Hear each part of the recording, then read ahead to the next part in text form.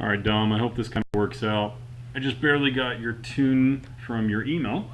And what I'm going to do is I'm going to open it up and I want to take a look at your, let's start with your VE table. So up first, we've got, there. Okay, let me take a look at this. Okay. There's some spots. So what I'm noticing is I put it in 3D mode. You can see how it's kind of a little bit over there.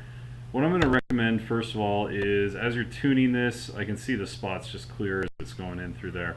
Here's something to kind of help smooth it out. You're going to get kind of some weird AFR ratios if you run it like that. Here's the smoothing cells factor. I'm going to recommend you come in here, change it from the default maybe to 0.3. The higher the number, the more for smoothing, so we're just going to lower it. I'm going to hit OK there, and then I'll apply it. And you can kind of see what it did there. So it kind of moved everything around like that.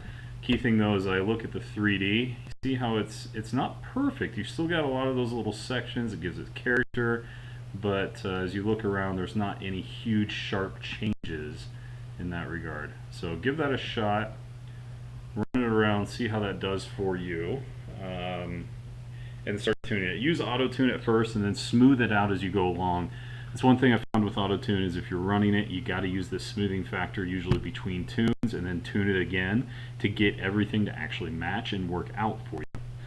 You'll notice here it brings out some sections that you probably don't really use very often, so by doing so it helps kind of pull off those weird values. Okay.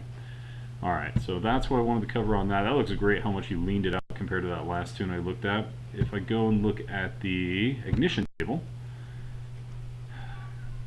here's the style. So what the guy did when he tuned it is he tuned it like a distributor where all timing is in at 3500. Usually the mechanical weights that are in an actual distributor, as they swing out, they stop swinging out and adding more advance by the time you get to about 3500 RPM.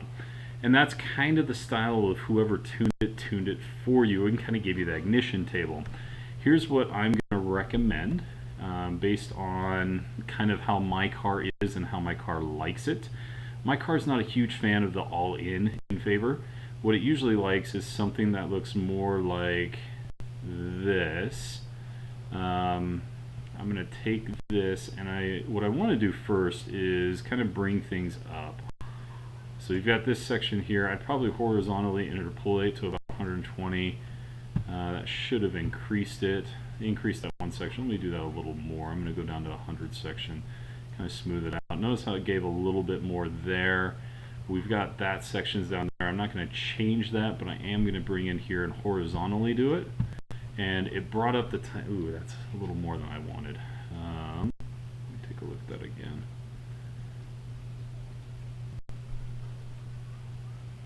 120, 30. That's okay. Maybe what I'll do is you hit boost right around there. I'm going to horizontally interpolate it like that. I'll bring that one up a little bit, and then I'll overdo it like this. That's a lot better. Okay? So I'm adding a couple degrees all the way through that area. Now it's kind of teetering off as it gets higher RPM. This is more of a test case. I'd rather you detonate a hair at 3500 than a ton at full RPM. So what we're doing is we're bringing up kind of that higher RPM thing, and we're doing it just a little bit, but the idea is you'll notice that it kind of smooths out the graph a little bit on your timing. I don't want to cause any damage. What I would probably ask you to do is give something like this a shot and run it and see if that spark helps out. Now I'll be honest, my car loves about 22 degrees of timing at about 160 kPa. Now this, what we just did, got you in the ballpark at about 3500. It still backs off as you get a little higher, but I'm willing to bet that if you use this type of map for your spark table, not map, your spark table and kind of those numbers, we might see an improvement of about 3500 and push it up to about 4 grand, 4200 before it starts doing that map thing. Take it easy, take your time. I definitely don't want you to detonate or blow anything, even though it is a junkyard. You know, just take it easy, watch those AFRs like a hawk. Okay? Try and keep them that low to mid 11, and if it starts to feel funny, back it off, switch it out, and see if it makes any difference. I'm betting this thing's going to rip, though. I gave it a little bit of timing here.